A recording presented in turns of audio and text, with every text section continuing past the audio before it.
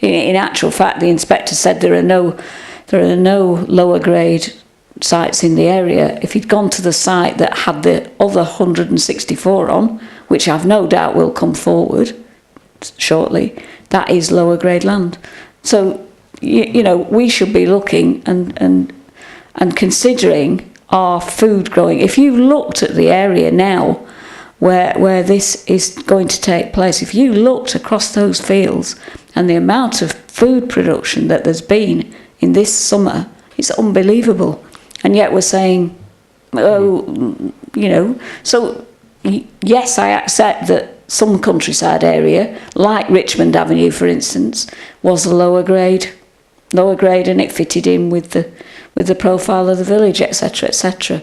So yes, that was a bit of countryside that really didn't make a lot of difference. We appreciate, I'm sure everybody around this table appreciates the point you make, and everybody around this table would hope that they could protect land that was the good for agricultural land that produced the food that we eat. Obviously, it's fundamental, rather basic. But again, I think the concept described by the inspector goes one step further than that, in that all farming land, irrespective of the quality, is subject to this sort of attack by developers. And that position is supported by inspectors' conclusions throughout the country, where you've had applications on extremely valuable, top-rate agricultural land, and the inspectors concluded that the delivery of houses is far more important than the protection of farming. Let's hope that changes. I've got to move on. I have another meeting from members of the public at 2 o'clock. Can I invite the chairman to revisit these recommendations? Colleagues, as responsible members of Fileborough Council, I'm sure you realise that 103,000, let's hope it's a little bit less, is horrific. I would like you to disregard what's up there. I'd like you to go back to the recommendations on page 47.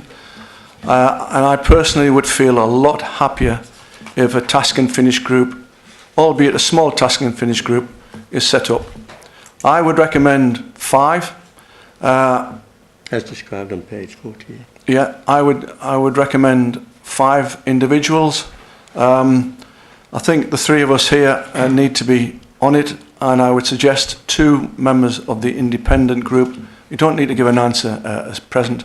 Perhaps Liz, if you want to tell Trevor later on, whichever you think is sensible. And I would like to recommend that so I'm proposing the 3 recommendations.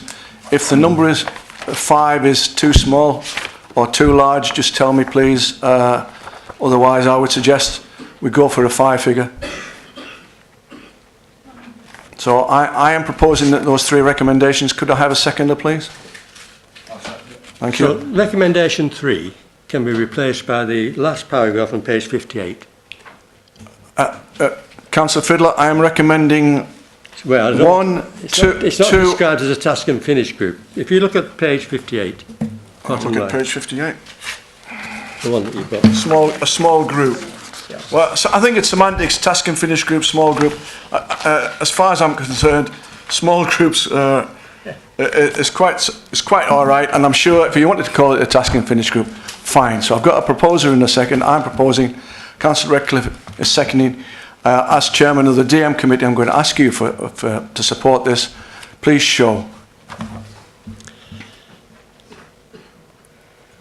Nearly working together. Right. All those against? Any abstentions? 2. In that case, a small group of people, whether it be a task and finish group, is set up. And thank you so much, everyone. Is that the meeting over then? Yes. Okay. Well, I congratulate you on sticking a sticking plaster over a wound without addressing the real issue at all. But good luck with your group.